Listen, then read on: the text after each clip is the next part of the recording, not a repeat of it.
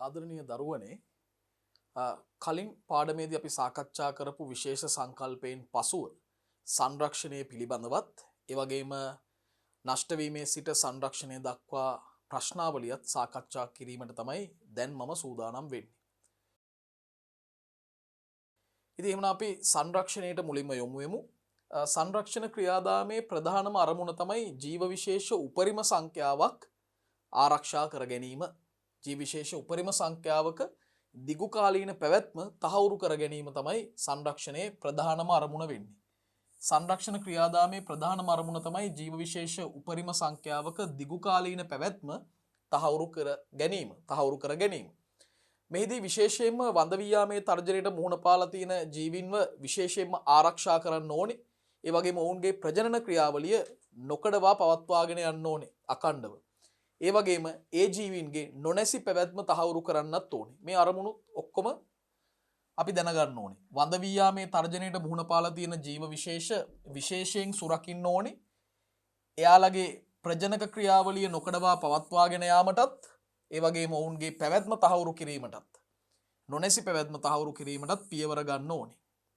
දැන් සංරක්ෂණය අපිට ආකාර දෙකකට සිද්ධ කරන්න පුළුවන්. එකක් තමයි ස්ථානීය සංරක්ෂණය, අනිත් එක විතැන් සංරක්ෂණය. සංරක්ෂණ ආකාර දෙකයි, ස්ථානීය සංරක්ෂණය සහ විතැන් සංරක්ෂණය. එතකොට අපි මේ කරුණු සාරාංශීකරණයක් කළොත් සංරක්ෂණ ක්‍රියාදාමයේ ප්‍රධානතම අරමුණ මොකද්ද? ජීව විශේෂ උපරිම සංඛ්‍යාවක දිගු කාලීන පැවැත්ම තහවුරු කිරීම. ජීව විශේෂ උපරිම සංඛ්‍යාවක දිගු කාලීන පැවැත්ම තහවුරු කිරීම තමයි සංරක්ෂණ ක්‍රියාදාමයේ ප්‍රධානම අරමුණ. මෙහිදී වඳ වියාමේ තර්ජනයට මුහුණ පාලා තියෙන ජීවීන්ව විශේෂයෙන්ම සුරකින්න ඕනේ. ඒ වගේම ඒ අයගේ ප්‍රජනනය නොකඩවා පවත්වාගෙන යාමටත්, ඒ අය මේ පරිසරය තුල ඒ අයගේ නොනැසි පැවැත්ම තහවුරු කිරීමටත් වග බලා ගන්න ඕනේ, පියවර ගන්න ඕනේ. ඒ කාරණාව කියවෙනවා. වඳ වියාමේ තර්ජනයට මුහුණ පාලා තියෙන ජීව විශේෂයෙන්ම සුරකින්න ඕනේ. ඒ අයගේ ප්‍රජනන ක්‍රියාවලිය නොකඩවා පවත්වාගෙන යන්නත්, ඔවුන්ගේ පැවැත්ම තහවුරු කිරීමටත් පියවර ගන්න ඕනේ. සංරක්ෂණයේ දරුවනේ ආකාර දෙකකට කරන්න පුළුවන්. ස්ථානීය සංරක්ෂණය සහ විතැන් සංරක්ෂණය. අපි එහෙමනම් බලමු මේ සංරක්ෂණ ආකාර දෙකේ තියෙන වෙනස්කම් මොනවද, විශේෂතා මොනවද කියලා. ස්ථානීය සංරක්ෂණය. දැන් මෙහිදී ජීව විශේෂය ඔවුන්ගේ ස්වභාවික වාසස්ථානවලදීම තමයි ආරක්ෂා කරන්නේ, සංරක්ෂණය කරන්නේ. එතකොට ජීවීන්ගේ ආරක්ෂා කිරීමත් ඔවුන්ගේ ප්‍රජනන පහසුකම් සලසා දීමත් ස්වභාවික වාසස්ථානවලදීම තමයි සිද්ධ වෙන්නේ. බලන්න. මෙහිදී ජීව විශේෂයේ ආරක්ෂාව සහ ප්‍රජනනයට පහසුකම් සලසා දීම, ඔවුන්ව ආරක්ෂා කිරීමත් ප්‍රජනනයට පහසුකම් සලසා දීමත් ඔවුන්ගේ ස්වභාවික වාසස්ථානයේදීමයි තහවුරු කරන්නේ. ඒක ඉතා වැදගත්. ස්වභාවික වාසස්ථානයේදීම තමයි මේක තහවුරු කරන්නේ. දැන් මේ සඳහා මූලික වශයෙන් විශාල ගහන ඝනත්වයක් පවත්වගෙන යන්න ඕනේ. විශාල ගහනයක් පවත්වගෙන යන්න ඕනේ. ඒ වගේම ප්‍රමාණවත් වූ උචිත වූ ඉඩ පහසුකම් පවතින්නත් ඕනේ. ස්ථානීය සංරක්ෂණය සිදු කරන්න නම් ප්‍රමාණවත් ගහනයක් ඉන්න ඕනේ. ලොකු භූමි ප්‍රදේශයක කුඩා ජීවීන් සංඛ්‍යාවක් හිටියට ඒක ප්‍රමාණවත් වෙන්නේ නැහැ. ඒක ස්ථානීය සංරක්ෂණයක් වෙන්නේ නැහැ. දැන් හිතන්නකෝ අක්කර 40000ක භූමි ප්‍රදේශයක යම් විශේෂයක ජීවීන් 50ක් නම් ඉන්නේ. හරි? ඒක ප්‍රමාණවත් නැහැ. අක්කර 40000ක් වගේ විශාල භූමි ප්‍රදේශයක ජීවීන් 50ක් ඉඳලා වැඩක් නැහැ. ඒක එතකොට ගැලපෙන්නේ නැහැ ස්ථානීය සංරක්ෂණයට. ඒ වගේම අක්කර 2ක වගේ භූමි ප්‍රමාණයක ජීවීන් 10000ක් හිටියොත් ඒක ගැලපෙන්නේ නැහැ. එතනදි වෙලා තියෙන්නේ ඉඩ පහසුකම් ප්‍රමාණවත් නැහැ. ඒ වගේම උචිත මේ පරිසර පද්ධති වෙන්නත් ඕනේ. උචිත ඉඩ කඩක් තියෙන ස්ථානයක් වෙන්නත් ඕනේ. ප්‍රමාණවත් වෙලත් මදි, ගැලපෙන්නත් ඕනේ මේ පරිසරය. එහෙමනම් බලන්න, මූලික වශයෙන් විශාල ගහනයක් සහ ප්‍රමාණවත් වූ උචිත වූ වාසස්ථාන ඉඩකඩ තිබෙන බවට වග බලා ගන්න ඕනේ. විශාල ගහනයක් ඉන්නත් ඕනේ, ප්‍රමාණවත් වූ උචිත වූ වාසස්ථාන ඉඩකඩත් තිබෙන ප්‍රදේශයක් වෙන්නත් ඕනේ. දැන් මේවට හොඳම උදාහරණ තමයි ජාතික වනෝද්‍යාන. ගත්තොත් විශේෂයෙන්ම යාල මින්නේරිය ජාතික වනෝද්‍යාන උදාහරණ. වන රක්ෂිත ගන්න පුළුවන්. කන්නෙලිය, පිදුරු තලාගල වගේ වන රක්ෂිත උදාහරණ වලට ගන්න පුළුවන්. දැන් මේවල බලන්න දරුවනේ විශාල ඉඩ පහසුකම් තියෙනවා. ඒ වගේම මේ පරිසරවල විශාල ගහනයක් ජීවත් වෙනවා. එහෙම වුණොත් තමයි අපිට ස්ථානීය සංරක්ෂණය වඩාත් සාර්ථකව කරන්න පුළුවන් වෙන්නේ. හරි. එහෙමනම් දැන් අපි බලමු සාරාංශයකට එමු. ස්ථානීය සංරක්ෂණය කියන්නේ මොකද්ද? ජීව විශේෂ ආරක්ෂා කිරීම සහ ඔවුන්ගේ ප්‍රජනනයට පහසුකම් සලසා දීම, ඔවුන්ගේ ස්වභාවික වාසස්ථානවලදීම සිදු කරන සංරක්ෂණ ක්‍රමය. මෙහිදී මූලික වශයෙන් විශාල ගහනයක් පවත්වා ගැනීමත්, උචිත වූත් ප්‍රමාණවත් වූත් වාසස්ථානවල ඉඩකඩ පහසුකම් තිබීමත් පිළිබඳව වග බලා ගන්න ඕනේ. උදාහරණ විදිහට ජාතික වනෝද්‍යාන අපිට යාල මින්නේරිය ජාතික වනෝද්‍යාන හඳුන්වන්නත්, ඒ වගේම වන රක්ෂිත විදිහට කන්නෙලිය, ඒ වගේම පිදුරු තලාගල දක්වන්නත් පුළුවන්. අපි විතැන් සංරක්ෂණයට යොමු වෙමු. දරුවනේ ජීව විශේෂ ඔවුන්ගේ ස්වභාවික වාසස්ථාන වලින් බැහැරව ඒ වාසස්ථාන වලට සමාන තත්ත්වයන් පවතින වෙනත් ස්ථානවලදී සංරක්ෂණය කරනවා නම් ඒක අපි හඳුන්වන්නේ විතැන් සංරක්ෂණය කියලා. ජීව විශේෂ ඔවුන්ගේ ස්වභාවික වාසස්ථානයෙන් ඉවතටගෙන නොනැසී ජීවත් වන සේත් වෙනත් ස්ථානයකදී රැක බලා ගැනීම තමයි මේ විතැන් සංරක්ෂණයේදී සිද්ධ වෙන්නේ. යම් රටක තියෙන සත්වෝද්‍යාන ඒ වගේම උද්භිද උද්‍යාන විතැන් සංරක්ෂණය හොඳින් සිදුවන මධ්‍යස්ථාන විදිහට අපිට සලකන්න පුළුවන්. සත්වෝද්‍යාන උද්භිද උද්‍යාන විතැන් සංරක්ෂණයට විශාල කාර්යභාරයක් ඉටු කරනවා. විතැන් සංරක්ෂණය විශේෂයෙන්ම අවශ්‍ය වෙන්නේ දරුවනේ වඳ වී යාමේ තර්ජනයට දැඩි ලෙස මුහුණ පාලා ඉන්න ජීවීන්ව රැක ගැනීම සඳහායි. වඳ වී යාමේ තර්ජනයට දැඩි ලෙස මුහුණ පා ඇති ජීවීන් රැක ගැනීමට වඩාත් හොඳ විතැන් සංරක්ෂණය. ඒ අනුව සංරක්ෂණය පිළිබඳව සියලුම කරුණු අපි සාකච්ඡා කරලා අවසන්. දැන් අපි සූදානම් වෙන්නේ පසුගිය පාඩමේදී සාකච්ඡා කළ විෂය කරුණු වලට සහ දැන් සාකච්ඡා කළ සංරක්ෂණයට අදාළ අපේ ප්‍රශ්නාවලියට පිළිතුරු සපයන්න. අද ටිකක් වැඩි ප්‍රශ්න ප්‍රමාණයක් තියෙනවා, විශාල විෂය කරුණු ප්‍රමාණයක් මේ ප්‍රශ්න වලින් ආවරණය වෙනවා. ඔබට නැවත මේවා පුනරීක්ෂණය කර ගැනීමේ හැකියාවක් තියෙනවා ඉගෙනගත්ත කාරණා. අපි එහෙමනම් මේ ප්‍රශ්නාවලියට දරුවනේ යොමු වෙමු. පළවෙනි ප්‍රශ්නේ නෂ්ට වීම යනු කුමක්ද? ජීව විශේෂයක අවසාන සමාජිකයාද මිහිමතින් තුරන් වී යාම නැත්නම් ඉවත් වී යාම තමයි නෂ්ට වීම කියන්නේ. යම් ජීව විශේෂයක අවසාන සමාජිකයාද මිහිමතින් ඉවත් වී යාම නෂ්ට වීම ලෙස හඳුන්වනවා. ඉතින් අපි ඒක ලියමු. යම් විශේෂයක අවසාන සමාජිකයාද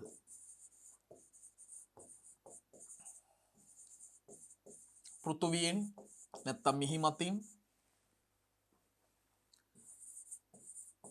ඉවත් වී යාම තමයි අපි නෂ්ට වීම කියලා අදහස් කරන්නේ. යම් විශේෂයක අවසාන සමාජිකයාද පෘථුවියෙන් ඉවත් වී යාම නැත්නම් පෘථුවියෙන් තුරන් වී යාම තමයි නෂ්ට වීම කියලා අදහස් කරන්නේ. දෙවන ප්‍රශ්නයට යමු. නෂ්ට වූ තාක්ෂෝණයක් යනු කුමක්දයි පහදා නෂ්ට වූ ජීව විශේෂ දෙකක් නම් කරන්න. දරුවනේ EX නැත්නම් නෂ්ට වූ තාක්ෂෝණයක් කියන්නේ මොන වගේ තාක්ෂෝණයකටද? යම් විශේෂයක අවසාන සමාජිකයාද මිය ගොස් ඇති බවට සැකයකින් තොරව තහවුරු වන්නේ නම් එවැනි තාක්ෂෝණයක් තමයි නෂ්ට වූ තාක්ෂෝණයක් කියන්නේ. යම් විශේෂයක අවසාන සමාජිකයාද මිය ගොස් ඇති බවට සැකයකින් තොරව තහවුරු වෙනවා නම් එවැනි තාක්ෂෝණ තමයි නෂ්ට වූ තාක්ෂෝණ කියලා අදහස් කරන්නේ. එතකොට උදාහරණ වශයෙන් අපිට මුරුසි දිවයිනේ වාසය කරපු ඩෝඩෝ පක්ෂියා, ඒ වගේම උතුරු ඇමරිකාවේ ජීවත් වෙච්ච ලෝම මැමත් හඳුන්වන්න පුළුවන්. හරි. අපි ලියමු. යම් විශේෂයක අවසාන සමාජිකයාද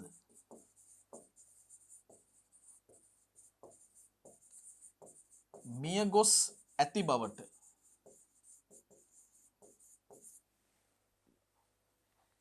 කිසිදු සැකයකින් තොරව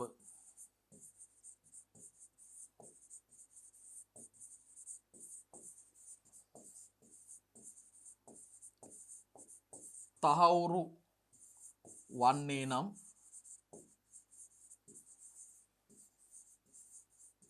එවැනි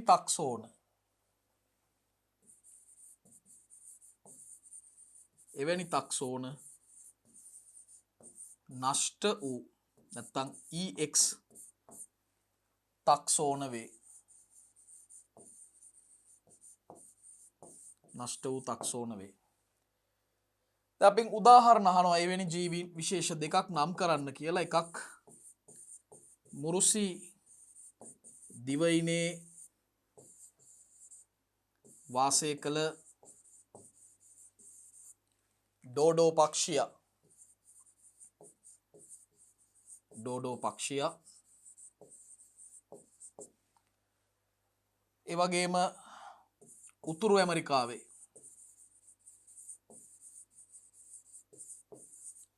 වාසය කළ ලෝම මැමත් ශීරපායි සත්වෙක් අපිට සලකන්න පුළුවන්. දැන් ශ්‍රී ලංකාවේ රනිල ශාකයක් වන ක්‍රෝඩියා සෙලනිකා වර්තමානයේදී දකින්න ලැබෙන නිසා ඒක නෂ්ට වූ කියන කාණ්ඩයට ඇත්ත වශයෙන්ම නම් අයත් වෙන්නේ නැහැ. හරි. ඒ නිසා අපිට මේ ප්‍රශ්නයට නැවත පිළිතුර සාකච්ඡා කරන්න පුළුවන්. නෂ්ට වූ විශේෂයක් කියලා අදහස් කරන්නේ කවුද? කොයි වගේ විශේෂයක්ද? යම් විශේෂයක අවසාන සමාජිකයත් මිය ගොස් ඇති බවට කිසිදු සැකයකින් තොරව තහවුරු වෙනවා නම් අන්න එවැනි තාක්ෂෝණයක් තමයි නෂ්ට වූ තාක්ෂෝණයක් කියලා හඳුන්වන්නේ.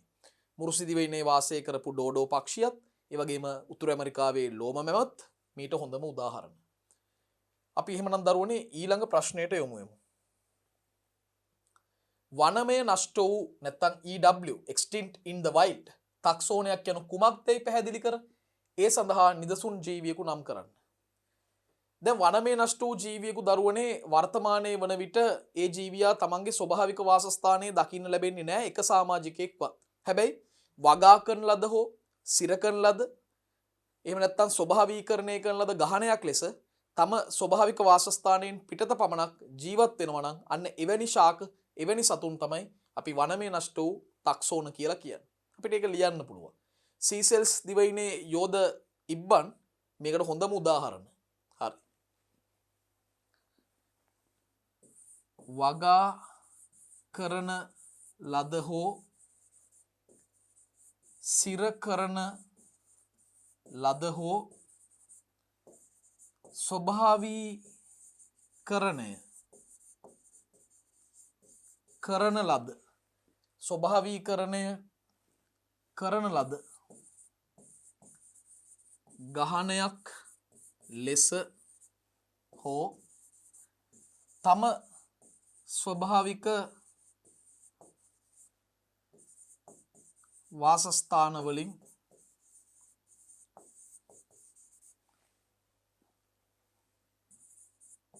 පිටත ප්‍රදේශයක පමණක් ජීවත්වන ශාක හෝ සත්ව විශේෂ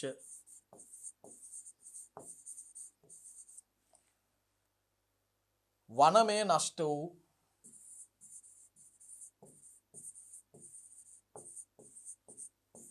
EW විශේෂ වේ නැත්නම් තාක්ෂෝණ වේ. වගා කරන ලද හෝ සිර කරන ලද හෝ ස්වභාවීකරණය කරන ලද ගහණයක් ලෙස තම ස්වභාවික වාසස්ථානයෙන් පිටත ප්‍රදේශයක පමණක් ජීවත් වන ශාක හෝ සත්ව විශේෂ වනමය නෂ්ට වූ විශේෂ විදියට සලකනවා. ඉතින් උදාහරණයක් අපෙන් අහනවා. උදාහරණය සීසෙල්ස් දිවයිනේ යෝධ ඉබ්බන්. සීෂෙල්ස් දිවයිනේ යෝධ ඉබ්බන්. මේකට හොඳම උදාහරණයේ විදියට සලකන්න පුළුවන්. එහෙනම් අපි හතරවෙනි ප්‍රශ්නෙට දැන් යමු.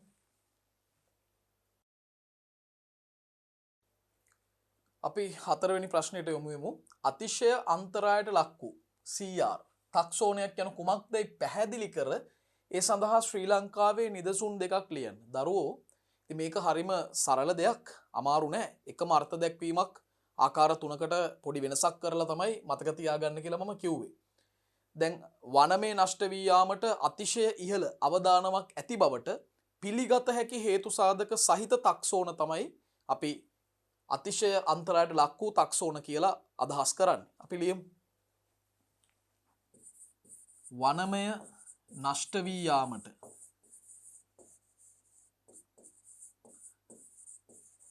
අතිශය ඉහළ අවදානමක් ඇති බවට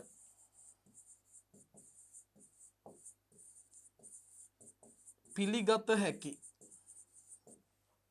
ප්‍රබල හේතු සාධක සහිත තක්සෝන.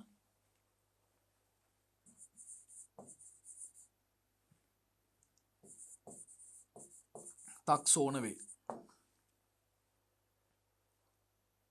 බලන්න වනමය නෂ්ට වී යාමට අතිශය ඉහළ අවදානමක් ඇති බවට පිළිගත හැකි ප්‍රබල හේතු සාධක සහිත තක්සෝන තමයි දරුවනේ අපි CR නැත්තම් අතිශය අන්තරායට ලක් වූ තක්සෝන කියලා හඳුන්වන්නේ. මේක අපෙන් අහනවා උදාහරණ දෙකක්, ශ්‍රී ලංකාවේ උදාහරණ දෙකක්. එකක් තමයි අපිට මැඩියෙක් ඉන්නවනේ. දුම්බර ගල්පර දිය මැඩියා. දුම්බර ගල්පර දිය මැඩියා අනිත් එක ශාකයක් මහමඩු ශාකය. මහමඩු ශාකය. මේ තමයි අතිශය අන්තරායට ලක් වූ ජීවීන් සඳහා ලංකාවේ තියෙන උදාහරණ. අපිට ඊළඟට යොමු වෙන්න පුළුවන් අන්තරායට ලක් වූ තක්සෝන පිළිබඳව. දැන් මෙතනදී කොහොමද මේ අර්ථ දැක්වීම වෙනස් වෙන්නේ? අන්තරායට ලක් වූ තක්සෝනයක් කියලා අදහස් කරන්නේ වනමේ නෂ්ට වී යාමට ඉතා ඉහළ අවදානමක්, අතිශය ඉහළ නෙමෙයි ඉතා ඉහළ අවදානමක් ඇති බවට පිළිගත හැකි හේතු සාධක සහිත තක්සෝන අපිට ලියන්න පුළුවන්. වනමය නෂ්ට වී යාමට ඉතා ඉහළ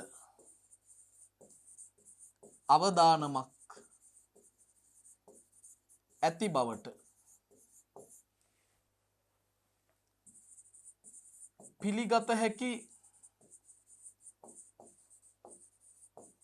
හේතු සාධක සහිත තක්සෝන වේ. දැන් මෙතෙන්ට උදාහරණ තමයි ශ්‍රී ලංකාවට අදාළව අලියා එහෙම නැත්නම් ඇතා ඒ වගේම වෙසක් කෝකි උදාහරණ වශයෙන් අපිට ගන්න පුළුවන්. අලියා එහෙම නැත්නම් ඇතා ඒ වගේම වෙසක් කෝකි උදාහරණ වශයෙන් ගන්න පුළුවන්. වනමේ නෂ්ට වී යාමට ඉතා ඉහළ අවදානමක් ඇති බවට පිළිගත හැකි හේතු සාධක සහිත තක්සෝන තමයි අන්තරායට ලක් වූ තක්සෝන කියලා අදහස් කරන්නේ. ඊළඟ ප්‍රශ්නය. අන්තරායට ලක් විය හැකි නැත්නම් වල්නරබල් VU තක්සෝනයක් කියන්නේ මොකද්ද? අර අර්ථ දැක්වීමමයි. වනමේ නෂ්ට වී යාමට ඉහළ අවදානමක්. මුලින්ම අතිශය ඉහළ, ඉතා ඉහළ, දැන් ඉහළ. ඉහළ අවදානමක් ඇති බවට පිළිගත හැකි හේතු සාධක සහිත තක්සෝන. ලියමු. වනමය නෂ්ට වී යාමට ඉහළ අවදානමක් ඇති බවට පිළිගත හැකි හේතු සාධක සහිත තක්සෝන. පිළිගත හැකි හේතු සාධක සහිත තක්සෝන තමයි අන්තරායට ලක්විය හැකි තක්සෝන කියලා අදහස් කරන්නේ. අන්තරායට ලක්විය හැකි තක්සෝන. එතකොට මෙතෙන් දරුවනේ උදාහරණ වලට ගන්න පුළුවන් පුංචි ලේනා ඒ වගේම බටර් කප් කියන කහපාට මලක් පිපෙන කුඩා පැලෑටිය. උදා පුංචි ලේනා සහ බටර් කප් කියන පැලෑටිය. ඒ අනුව දැන් අපිට මේ තක්සෝන තුනම තර්ජන මට්ටම් තුනම සාරාංශගත කරොත් මුලින්ම තියෙන CR අතිශය අන්තරායට ලක් වූ. කොහොමද අර්ථ දැක්වීම? වනමය නෂ්ට වී යාමට අතිශය ඉහළ අවදානමක් ඇති බවට පිළිගත හැකි හේතු සාධක සහිත තක්සෝන. උදාහරණ දෙකක් තිබ්බා. දුම්බර ගල්පර දියමැඩියා සහ මහමඩු ශාකය. ඊළඟට අපි ආවා EN endangered අන්තරායට ලක් වූ. වනමේ නෂ්ට වී යාමට ඉතා ඉහළ අවදානමක් ඇති බවට පිළිගත හැකි හේතු සාධක සහිත තක්සෝන. උදාහරණ ඇතා අලිය එහෙම නැත්නම් වෙසක් ඕකිඩ් ශාකය ගන්න පුළුවන්. අවසාන වරට අපි කතා කරපු අන්තරායට ලක්විය හැකි vulnerable VU මේ තක්සෝනේ කොහොමද අර්ථ ගන්නවන්නේ? වනමේ නෂ්ට වී යාමට ඉහළ අවදානමක් ඇති බවට පිළිගත හැකි හේතු සාධක සහිත තක්සෝන. උදාහරණ පුංචි ලේනා සහ බටර් කප් කියන පැලෑටිය ගන්න පුළුවන්. එවනම් දරුවනේ අපි රතු දත්ත පොතට අදාළ තර්ජන මට්ටම් පිළිබඳව සාකච්ඡා කරලා ඊට අදාළ ප්‍රශ්නවලට පිළිතුරු ලියලා අවසන්. ඊළඟට විශේෂ සංකල්පයට අදාළ ප්‍රශ්න ගණනාවක් තියෙනවා. අපි ඒව සාකච්ඡා කරමු. ඒකදේශික විශේෂයනු මොනවාද? දරුවනේ යම් රටක හෝ ප්‍රදේශයක පමණක් ජීවත් වන ලෝකයේ වෙනත් කිසිදු රටක හෝ ප්‍රදේශයක ස්වභාවිකව හමු නොවන විශේෂ තමයි ඒකදේශික විශේෂ කියන්නේ. මාත් එක්ක පාඩම් කරමු. යම් රටක හෝ ප්‍රදේශයක ස්වභාවිකව හමුවන ලෝකයේ වෙනත් කිසිදු රටක හෝ ප්‍රදේශයක ස්වභාවිකව හමු නොවන විශේෂ තමයි ඒකදේශික විශේෂ කියලා අදහස් කරන්නේ. හරි? නැත්නම් ආවේනික විශේෂ කියලාත් කියනවා. හරි, අපි ලියමු එහෙමනම්. පාඩම් කර කර මාත් එක්ක ලියමු. යම් රටක හෝ ප්‍රදේශයක හමුවන ලෝකයේ වෙනත් කිසිදු රටක හෝ ප්‍රදේශයක ස්වභාවිකව හමු නොවන ජීව විශේෂ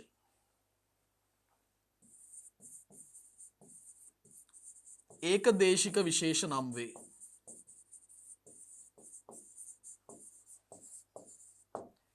යම් රටක හෝ ප්‍රදේශයක හමුවන ලෝකයේ වෙනත් කිසිදු රටක හෝ ප්‍රදේශයක ස්වභාවිකව හමු නොවන විශේෂ ජීව විශේෂ ඒකදේශික විශේෂ කියලයි අර්ථ ගන්වන්නේ. හරි. දරුවනේ 8 වෙනි ප්‍රශ්නය ඒකදේශික විශේෂ සඳහා නිදසුන් සපයන්න. දැන් මෙතනදී මම බලාපොරොත්තු වෙන ඔබෙන් විද්‍යාත්මක නාමකරණයන්. හරි, මේ වගේ ඒවට ලියන්නම ඕනේ. අපි දන්නවා ශාක විශේෂ දෙකක් තියෙනවා, සත්ව විශේෂ දෙකක් තියෙනවා.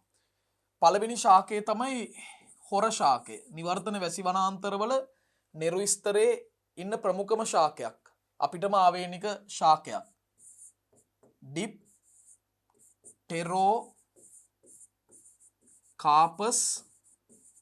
ඩිප්ටෙරෝකාපස් අතින් ලියනවා නම් යටින් ඉරක් අදින්න ඕනේ. සෙලනිකස් ඩිප්ටෙරෝකාපස් සෙලනිකස් හොර ශාකය. දෙවනි ඒකදේශික ශාකය තමයි ගොරක ශාකය. මතකද විද්‍යාත්මක නාමය? ගාසීනියා ක්වේසිටා. ගාසීනියා ක්වේසිටා. ලියමු. Capital G අකුර.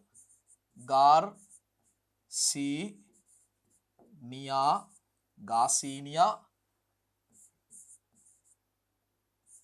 ක්වේසිටා. ගාසීනියා ක්වේසිටා. ඊළඟට සතුන් දෙදෙනෙක් ඉන්නවනේ. බුලත් හපය මත්සෙක්. පන්ටියස්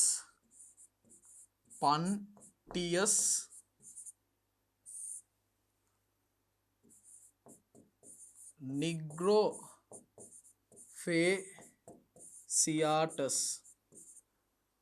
ෆන්ටියස් නිග්‍රොෆේසියාටස්. ඒ වගේම අවසන් සත්වය තමයි උණහපුළුව. ශීරපායි සත්වෙක්. උණහපුළුව ලෝරිස් ටර්ඩිග්‍රාඩස්. ලෝරිස් ටර්ඩිග්‍රාඩස් තමයි උණහපුළුවගේ විද්‍යාත්මක නාමය. ලෝරිස් ටර්ඩිග්‍රාඩස්. එමනම් ඒකදේශික විශේෂ සඳහා නිදසුන් අපි ලිව්වා. හොර ශාකය ඩිප්ටෙරෝකාපස් සෙලනිකස්, ගොරකා ගාසීනියා ක්වේසිටා, බුලත් හපය පන්ටියස් නිග්‍රොෆේසියාටස්, උණහපුළුව ලෝරිස් ටර්ඩිග්‍රාඩස්. මේ උදාහරණ ඔබ අනිවාර්යයෙන්ම දැනගත යුතුයි. දේශීය විශේෂයක් යනු කුමක්ද? දරුවනේ දේශීය විශේෂයක් කියන්නේ මොන වගේ සත්ව විශේෂයකටද? ශාක විශේෂයකටද? ඓතිහාසිකව හඳුනාගත් ස්වභාවික සීමාවන් තුල දකින්න ලැබෙන ශාක හෝ සත්ව විශේෂ. ඓතිහාසිකව හඳුනාගත් ස්වභාවික සීමාවන්ගේ පමණක් දකින්න ලැබෙන ශාක හෝ සත්ව විශේෂ තමයි දේශීය විශේෂ කියලා අදහස් කරන්නේ. මේවා එම ස්වභාවික පරිසරයේම ජෛව විවිධත්වයේ කොටසක් විදිහටයි සලකන්නේ. හරි. අපි ලියමු. ඓතිහාසිකව හඳුනාගත් ස්වභාවික පරාසේ වූ එම ප්‍රදේශයේ ස්වභාවික ජෛව විවිධත්වයේ කොටසක් වූ ශාක හා සත්ව විශේෂයි. ඓතිහාසිකව හඳුනාගත් ස්වභාවික පරාසේ වූ එම ප්‍රදේශයේ ස්වභාවික ජෛව විවිධත්වයේ කොටසක් වූ ශාක හා සත්ව විශේෂ තමයි අපි දේශීය විශේෂ කියලා හඳුන්වන්නේ. අපි දැන් 10 වෙනි ප්‍රශ්නේ බලමු. දේශීය විශේෂයක් සඳහා නිදසුන් සපයන්න. දේශීය විශේෂ දෙකක් ඉන්නවනේ. එකක් තමයි ලූලා. ඒ වගේම කිතුල් ශාකය ගන්නත් පුළුවන්. ලූලා සහ කිතුල් ශාකය තමයි දේශීය විශේෂ සඳහා නිදසුන් බවට පත් වෙන්නේ. දැන් ඊළඟට අපි 11 වෙනි ප්‍රශ්නයට යමු. 11 වෙනි ප්‍රශ්නේ.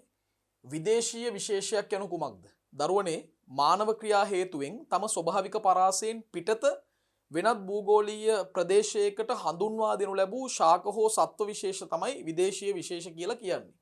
ඉතින් අපිට ඒක ලියන්න පුළුවන්. අපි ලියමු. මානව ක්‍රියා හේතුවෙන් තම භූගෝලීය ප්‍රදේශයෙන් වෙනත් ප්‍රදේශයකට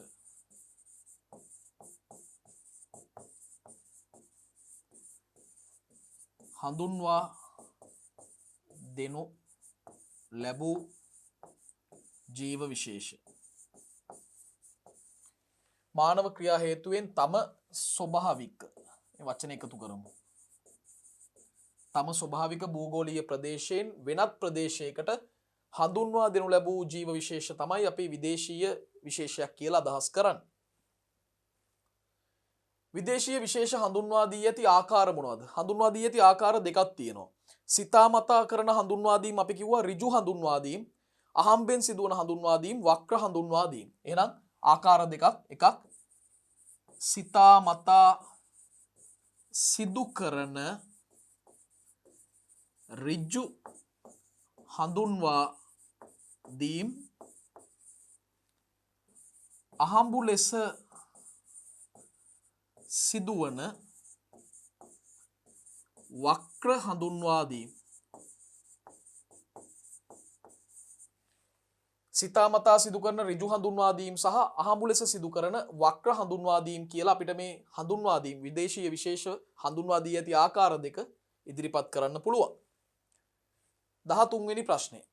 ශ්‍රී ලංකාවට හඳුන්වා දුන් විදේශීය විශේෂ දෙකක් නම් කරලා එහි අරමුණ ඉදිරියෙන් ලියන්න. දැන් දරුවනේ සිතාමතා සිදු කරන ඍජු හඳුන්වා දීම් යම්කිසි අරමුණක් ඇතිව තමයි කරන්නේ. ඉතින් එහෙම හඳුන්වා දුන්න විශේෂ දෙකක් ඉන්නවා. එකක් තමයි තිලාපියා. ඒ අපේ වැව් පද්ධතියට හඳුන්වා දුන්නේ අභ්‍යන්තර මත්ස්‍ය කර්මාන්තයට. ඒ වගේම රබර් ශාකය අපිට සුද්ධ හඳුන්වා දුන්නා මොනවටද? වැවිලි කර්මාන්තය සඳහා.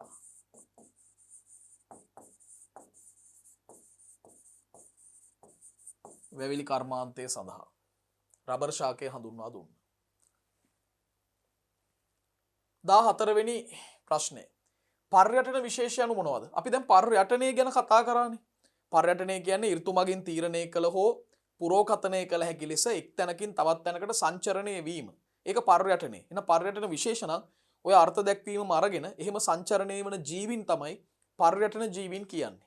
හරි අපිට ඒක ලියන්න පුළුවන්. ඍතු මගින් තීරණය කළ හෝ පුරෝකථනය කළ හැකි ලෙස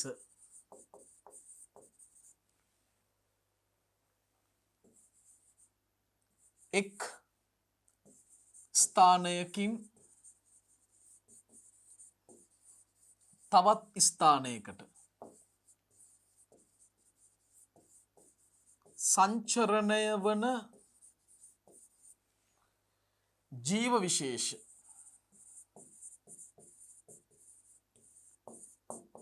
පර්යටන විශේෂ නම් වේ. පර්යටන විශේෂ කියලයි ඔවුන්ව හඳුන්වන්නේ. පර්යටන විශේෂ නම් වේ. 15 වෙනි ප්‍රශ්නය.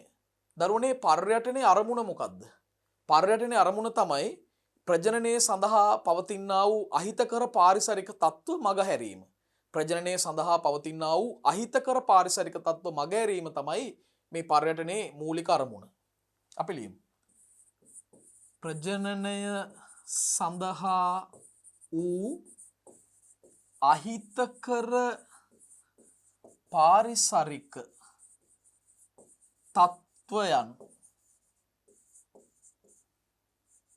තත්ත්වයන් මගහැරීම තමයි මේ පර්යටනයේ අරමුණ වෙන්නේ. ප්‍රජනනයේ සඳහා වූ අහිතකර පාරිසරික තත්ත්වයන් මගහැරීම තමයි ප්‍රජනනයේ මූලික අරමුණ. දරුවනේ මම 16 වෙනි ප්‍රශ්නයට එළඹෙනවා. පර්යටන විශේෂ දෙකක් නම් කරන්න. මේ දෙකම ඉන්දියාව ආශ්‍රිතව කියවෙන නම් දෙකක්. ඉන්දියන් ෆ්ලයි කැචර් හෙවත් සුදු රෙදි හොරා, අනිත් එක්කෙනා ඉන්දියන් පිට්ටා හෙවත් අවිච්චියා. අපි ලියමු. සුදු රෙදි හොරා අවිච්චියා. සුදු රෙදි හොරා සහ අවිච්චියා තමයි පර්යටන විශේෂ දෙකක් සඳහා අපේ විෂය නිර්දේශය තුල සපයලා තියෙන උදාහරණ. එමනම් 17 වෙනි ප්‍රශ්නයට අපි යමු.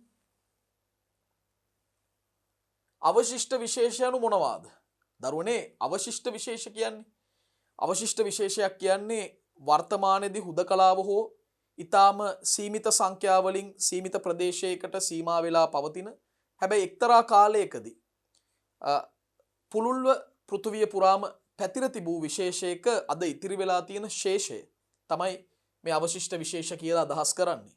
වර්තමානයේ හුදකලාව හෝ සීමිත ප්‍රදේශයකට සීමා වී පවතින එක්තරා කාලයකදී පුළුල්ව පැතිර තිබූ විශේෂයක ශේෂය. අපි ලියමු. වර්තමානයේදී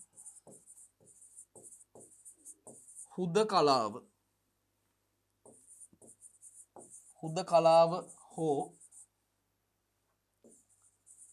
සීමිත ප්‍රදේශයකට සීමා වී පවතින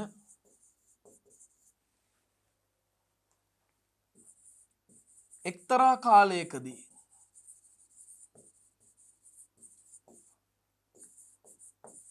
පුළුල්ව පැතිර තිබූ විශේෂයක ශේෂය තමයි අවශිෂ්ට විශේෂ කියලා අදහස් කරන්නේ. වර්තමානයේ හුදකලාව හෝ සීමිත ප්‍රදේශයකට සීමා වී පවතින එක්තරා කාලයකදී පුළුල්ව පැතිර තිබූ විශේෂයක ශේෂය තමයි අවශිෂ්ට විශේෂ කියලා අදහස් කරන්නේ. 18 වෙනි ප්‍රශ්නයේ අවශිෂ්ට විශේෂ සඳහා නිදසුන් සපයන්න කියනවා. එකක් තමයි නවසීලන්තේ කුඩා දූපත් කීපයක වාසය කරන ටුවටාරා කියන සත්වයා.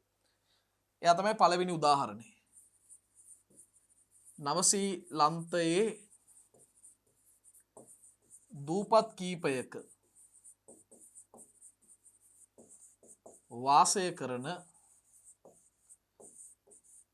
ටුවටාරා.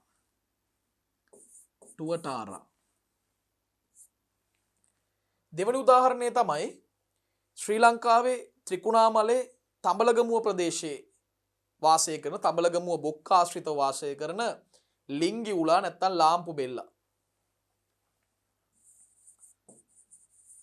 ත්‍රිකුණාමලයේ තඹලගමුවේ ජීවත් වන ලිංගියුලා SPP නැත්නම් අපි කියනවා ලාම්පු බෙල්ලා.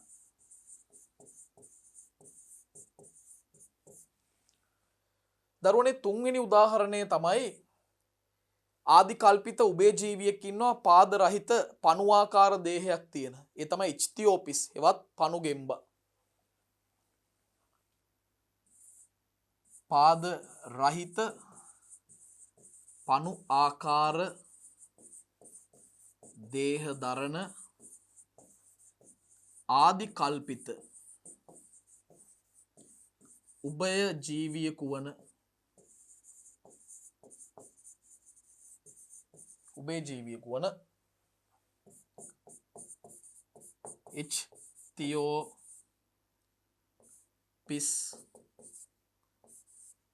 ඉච්තියෝපිස් නැත්තම් පණුගෙම්බ.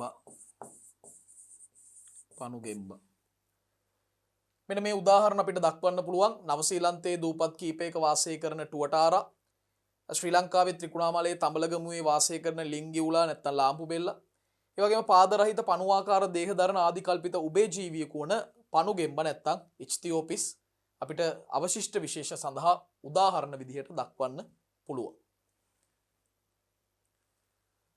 දජේදාරී විශේෂය අනු මොනවාද? අපි මේක ගැන ගොඩක් ගැඹුරෙන් සාකච්ඡා කරපු කොටසක්. දජේදාරී විශේෂ කියලා කියන්නේ යම් පාරිසරික සාධකයක් නැත්තම් සංරක්ෂණය කළ යුතු පරිසර පද්ධතියක් නියෝජනය කිරීම සඳහා යොදා ගනු ලබන ජීව විශේෂ. සංරක්ෂණය කළ යුතු පරිසර පද්ධතියක් නැත්තම් පරිසරයක් නියෝජනය සඳහා සංකේතයක් ලෙස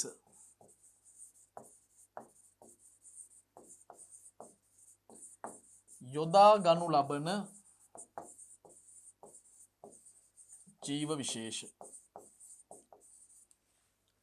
සංරක්ෂණය කළ යුතු පරිසර පද්ධතියක් නියෝජනය සඳහා සංකේතයක් ලෙස යොදා ගනු ලබන ජීව විශේෂ තමයි දජේදාරී විශේෂ කියලා අදහස් කරන්නේ. දජේදාරී විශේෂ.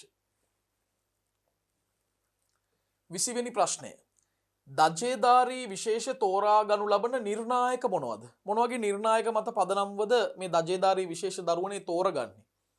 පළවෙනි නිර්ණායකය තමයි අන්තරායට ලක් වී තිබීම. අන්තරායට නැත්නම් අවදානමට ලක් වී තිබීම. ඒක අපිට මුලින්ම ලියන්න පුළුවන්. අන්තරායට ලක් වී තිබීම. දෙවනි ලක්ෂණය, දෙවනි නිර්ණායකය සිත් ගන්නා සුළු බවක් තියෙන එක. සිත් ගන්නා සුළු බව.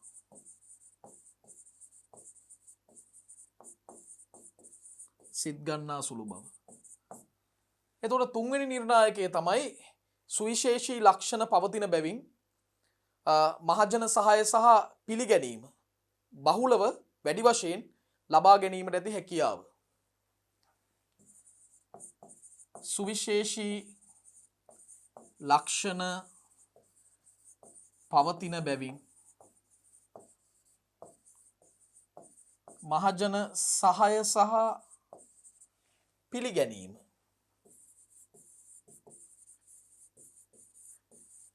විශාල වශයෙන් ලබා ගැනීමට හැකියාවක් තිබීම. මේ තමයි දජේදාරී විශේෂයක් තෝරා ගන්න යොදා ගන්න නිර්ණායක. අන්තරායට ලක් වී තිබීම, සිත් ගන්නා සුළු බව, ඒ වගේම සුවිශේෂ ලක්ෂණ පවතින බැවින් මහජන සහාය සහ පිළිගැනීම විශාල වශයෙන් ලබා ගැනීමට ඇති හැකියාව මත තමයි අපි දජේදාරී විශේෂ තෝරා ගන්නේ. 21 වෙනි ප්‍රශ්නයට යොමු වෙමු. දජේදාරී විශේෂ සංකල්පයේ වැදගත්කම කුමක්ද?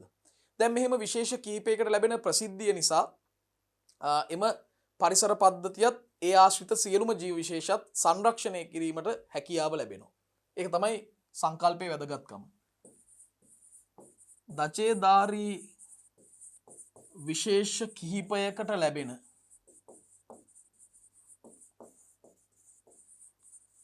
ප්‍රසිද්ධිය නිසා අනෙකුත්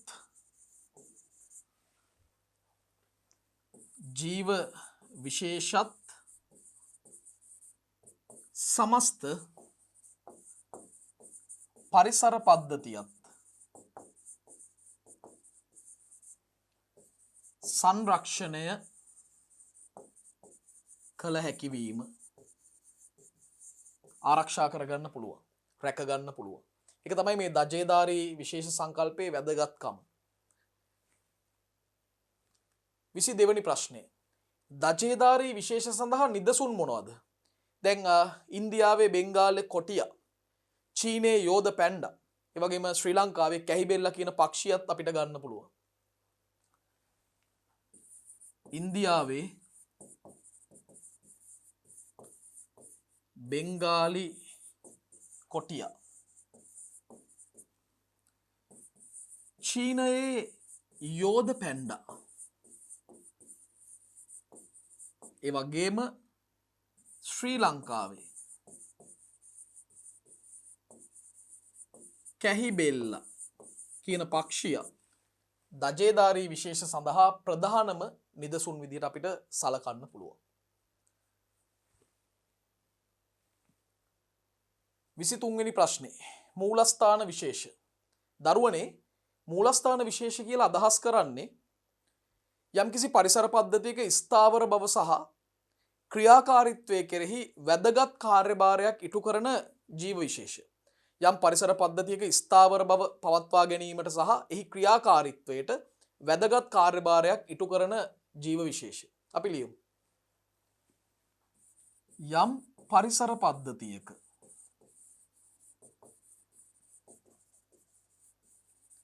ස්ථාවර බව පවත්වා ගැනීමට හා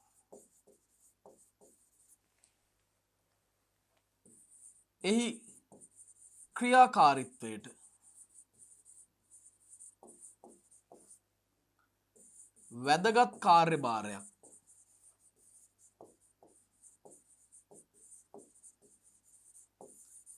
ඉටු කරන වැදගත් කාර්යභාරයක් ඉටු කරන ජීව විශේෂ මූලස්ථාන විශේෂ වේ. හැබැයි මෙතෙන්ටම තව දෙයක් කියන්න ඕනේ. මේ විශේෂ මේ පරිසර පද්ධතියෙන් ඉවත් කරොත් අනිවාර්යයෙන්ම පරිසර පද්ධතිය කඩා බිඳ වැටෙනවා. ඒකත් මම මේකටම එකතු කරනවා. එම විශේෂ පරිසරයෙන්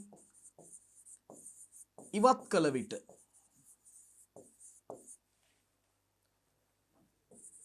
එම පරිසර පද්ධතිය බිඳ වැටේ. එම පරිසර පද්ධතිය බිඳ වැටෙනවා. ඒකයි විශේෂම දේ. ඒ පරිසර පද්ධතිය බිඳ වැටෙනවා. එමනම් මූලස්ථාන විශේෂ පිළිබඳව සාකච්ඡා කළා. අපි 24 වෙනි ප්‍රශ්නයට යමු. මූලස්ථාන විශේෂ සඳහා නිදසුනක් ලියන්න. කුඩා පොකුණක දකින්න ලැබෙන ප්ලවාංග හොඳම උදාහරණය. කුඩා පොකුණක වූ ප්ලවාංග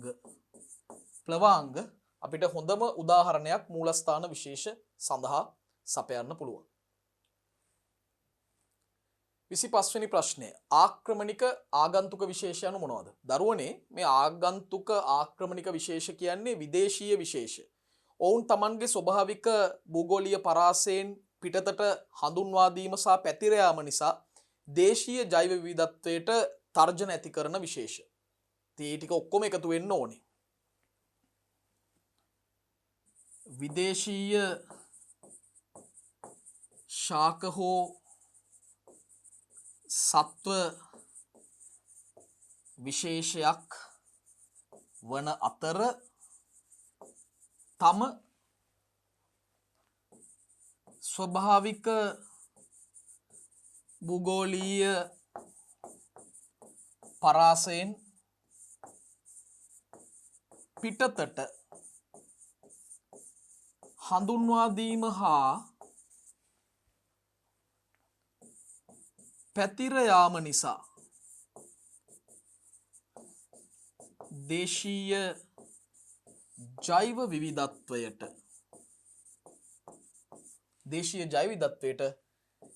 තර්ජන ඇති කරන විශේෂ. තර්ජන ඇති කරන විශේෂ තමයි ආක්‍රමණික ආගන්තුක විශේෂ කියන්නේ. මේ අය පැහැදිලිවම විදේශීය ශාක හෝ සත්ව විශේෂයක්. හැබැයි මේ අයට තමන්ගේ ස්වභාවික භූගෝලීය පරාසයෙන් පිටතට හඳුන්වා දීම සහ පැතිර යාම නිසා දේශීය ජෛව විවිධත්වයට පැහැදිලිවම තර්ජන එල්ල කරන්න පුළුවන්. අන්න එවැනි විශේෂ තමයි දරුවනේ ආගන්තුක ආක්‍රමණික විශේෂ කියලා අපි හඳුන්වන්නේ. අපිට එහෙමනම් දැන් 26 වෙනි ප්‍රශ්නෙට යොමු වෙන්න පුළුවන්. ඊළඟ ප්‍රශ්නේ 26. ආක්‍රමණික ආගන්තුක විශේෂ සතු කවර හැකියාවන් ඔවුන්ගේ සාර්ථක පැතිරීමට දායක වේද? එකක් තමයි පාරිසරික තත්ත්ව දරා ගැනීමේ පුළුල් හැකියාවක් මොවුන්ට තියෙනවා. අනිත් එක ඉහළ ප්‍රජනිතය තමයි මේ හැකියාවන් දෙක. අපි ලියමු. පාරිසරික තත්ත්ව දරා ගැනීමේ පුළුල් හැකියාව. ඒක එකක්. අනිත් එක ඉහළ ප්‍රජනිතය. ඉහළ ප්‍රජනිතයක් තියෙනවා. මේ හැකියාවන් දෙක තමයි ආක්‍රමණික ආගන්තුක විශේෂවලට පුළුල් ලෙස පරිසරය තුල පැතිර යාමට සාර්ථකව පැතිර යාමට දායක වෙලා තියෙන්නේ. 27 වෙනි ප්‍රශ්නේ. ආක්‍රමණික විශේෂ ඇති කරනු ලබන බලපෑම් මොනවාද? ප්‍රධාන බලපෑම් දෙකක් ඇති කරනවා. එකක් තමයි පාරිසරික සේවා වෙනස් කරනවා, පරිසර පද්ධතිවල වටිනාකම් වෙනස් කරනවා. අපිට මේ දෙක ලියන්න පුළුවන්. පාරිසරික සේවා වෙනස් කරයි, පරිසර පද්ධතිවල වටිනාකම් වෙනස් කරයි. පාරිසරික සේවාවන් වෙනස් කරනවා, පරිසර පද්ධතිවල වටිනාකම් වෙනස් කරනවා. මේවා තමයි ආක්‍රමණික විශේෂ ඇති කරන ප්‍රධානම බලපෑම් වෙන්නේ. අපි ඊළඟ ප්‍රශ්නෙට දරුවනේ එහෙමනම් යොමු වෙමු. ශ්‍රී ලංකාවේ හමු වන ආක්‍රමණික විශේෂ පිළිබඳ කෙටියෙන් සඳහන් කරන්න. අපිට විශේෂ දෙකක් ගැන කියන්න පුළුවන්. එක්කෙනෙක් තමයි කළුතර ගොළුබෙල්ල නැත්නම් යෝධ අප්‍රිකානු ගෙවතු ගොළුබෙල්ල. හරි. එතකොට මේ අය විදේශීයෙන් ලැබුණේ ලංකාවට ශාක කීපයක් රැගෙන එන විට ඒවායේ පස්වල තිබුණු මේ ගොළුබෙල්ලන්ගේ බිත්තර මගින් තමයි ඔවුන් ශ්‍රී ලංකාව තුල ව්‍යාප්ත වුණේ. හරි. එක්කෙනෙක් කළුතර ගොළුබෙල්ලා. එහෙම නැත්නම් අප්‍රිකානු ගෙවතු ගොළුබෙල්ලා.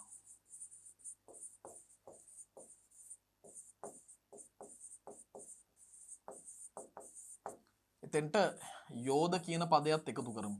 යෝධ අප්‍රිකානු ගෙවතු ගොළුබෙල්ලා තමයි නැත්නම් කළුතර ගොළුබෙල්ලා තමයි මේ එක ආක්‍රමණික විශේෂයක් වෙන්නේ. එතකොට ශාක කීපයක පස්වල අපවිත්‍ර කාරකයක් ලෙස තමයි මේවා ආවේ. ඒ පස්වල මේ ගොළුබෙල්ලන්ගේ බිත්තර අඩංගු වෙලා තියෙනවා. ශාක කිහිපයක අපවිත්‍රක ලෙස පසේ වූ බිත්තර මගින්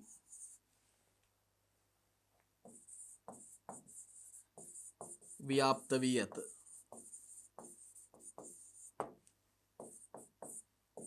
දෙවනි ආක්‍රමණික විශේෂය තමයි දරුවනේ ශාක විශේෂයක් වන ජපන් ජබර. දැන් මීට වසර 110කට පෙර විසිතුරු පැල වර්ගයක් විදිහට තමයි ජපන් ජබර ලංකාවට හඳුන්වා දුන්නේ. ජපන් ජබර වසර 110කට පෙර විසිතුරු ජලජ ශාකයක් ලෙස හඳුන්වා දී ඇත. එහෙම තමයි ලංකාවේ ව්‍යාප්තුනේ මේ වන විට. මම කලින් පාඩමේදී කිව්වා වගේම කොළඹ දිස්ත්‍රික්කයේ සියලුම ඇල මාර්ග ආක්‍රමණය කරමින් ඉන්න ආක්‍රමණිකම ශාකය තමයි ජපන් ජබර ශාකය. අපිට 29 වෙනි ප්‍රශ්නයට දැන් යොමු වෙන්න පුළුවන්. සංරක්ෂණ ක්‍රියාදාමයේ ප්‍රධානම අරමුණ කුමක්ද? දරුවනේ උපරිම ජීව විශේෂ සංඛ්‍යාවක දිගු කාලීන පැවැත්ම තහවුරු කිරීම තමයි මේ සංරක්ෂණ ක්‍රියාදාමයේ ප්‍රධානම අරමුණ, මූලිකම අරමුණ. උපරිම ජීව විශේෂ සංඛ්‍යාවක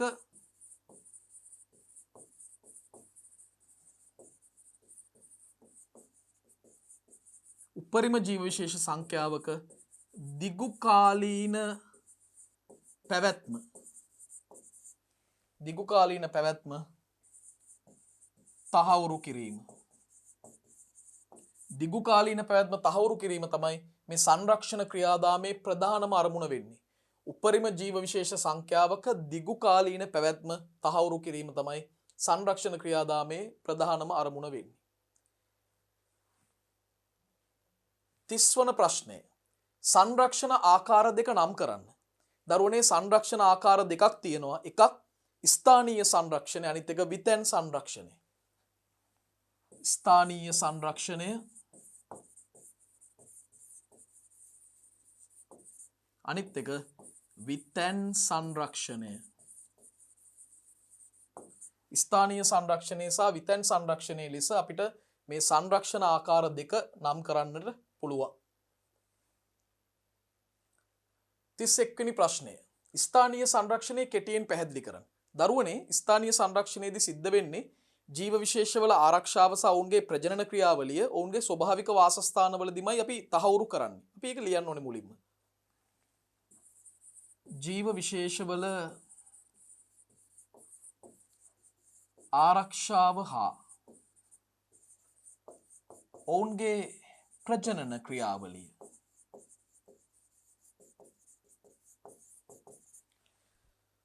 ස්වභාවික වාසස්ථානයේදීම වාසස්ථාන වලදීම තහවුරු කෙරේ. දැන් මේ සඳහා විශාල ගහනයක් පවත්ව ගන්න ඕනේ. ඒ වගේම ප්‍රමාණවත් වූත් උචිත වූත් ඉඩකඩ පහසුකම් පිළිබඳ වග බලා ගන්න ඕනේ. මේ සඳහා විශාල ගහනයක් පවත්වා ගත යුතුයි. තවද ප්‍රමාණවත් වූත් උචිත වූත් ඉඩකඩ පහසුකම් තිබිය යුතුයි. අපිට ස්ථානීය සංරක්ෂණයේ සිදුවන ආකාර දෙකක් කියන්න පුළුවන්. එකක් තමයි ජාතික වනෝද්‍යාන. එතකොට අපිට එතනට යාල, මින්නේරිය වගේ වනෝද්‍යාන ගන්න පුළුවන්. වන රක්ෂිත විදිහට කන්නెලිය, පිදුරු තලාගල ගන්න පුළුවන්. උදාහරණ විදිහට ජාතික වනෝද්‍යාන පිහිටුවීම, යාල, ඒ වගේම මින්නේරිය.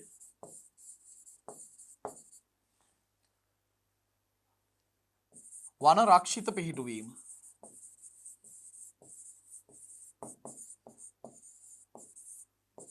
උදාහරණ විදිහට කන්නెලිය,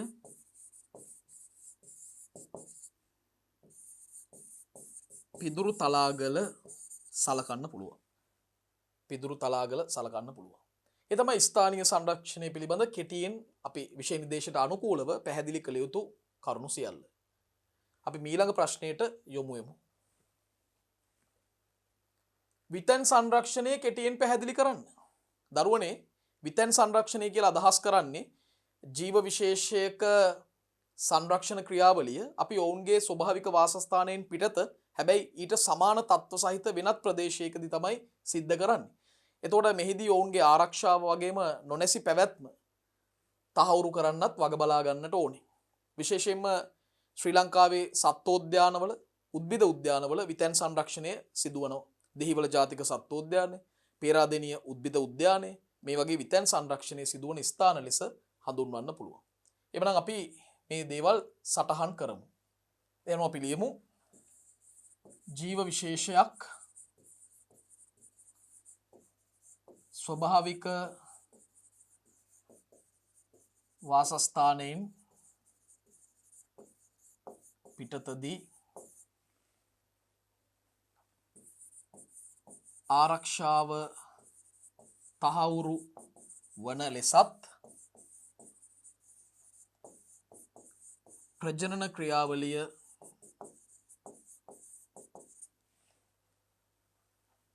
අඛණ්ඩව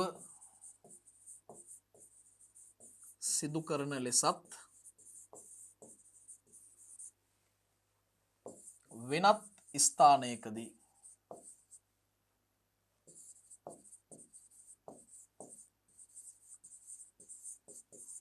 තහවුරු කරයි. වෙනත් ස්ථානයකදී තහවුරු කරනවා. දැන් සත්වෝද්‍යාන උද්භිද උද්‍යාන විතැන් සංරක්ෂණයට හොඳම නිදසුන් වෙනවා. සත්වෝද්‍යාන හා උද්භිද උද්‍යාන විතැන් සංරක්ෂණය සඳහා නිදසුන් වේ. විතැන් සංරක්ෂණය සඳහා නිදසුන් වේ. ඒ අනුව දරුවනේ අපි මේ වන විට නෂ්ටවීම ඒ වගේම විශේෂ සංකල්පය සහ සංරක්ෂණයට අදාළ සියලුම සෛද්ධාන්තික කරුණුත් ඒ වගේම ඒ ඇසුරෙන් නිර්මාණය කරපු ප්‍රශ්නාවලියත් ප්‍රශ්න 32කින් සමන්විත විශාල ප්‍රශ්න සංඛ්‍යාවක් සම්පූර්ණයෙන්ම සාකච්ඡා කරලා පිළිතුරු ලිවීම ඔබට පුහුණු කළා. ඒ අනුව එයින් පාරිසරික ජීව විද්‍යාවේ තවත් පරිච්ඡේදයක් අවසන් වෙනවා. අපි ඊළඟට පාරිසරික විද්‍යාවෙම තවත් අලුත් කොටසකින් ඔබ සමග එකතු වෙනවා. එතෙක් ඔබට සුබ දවසක්.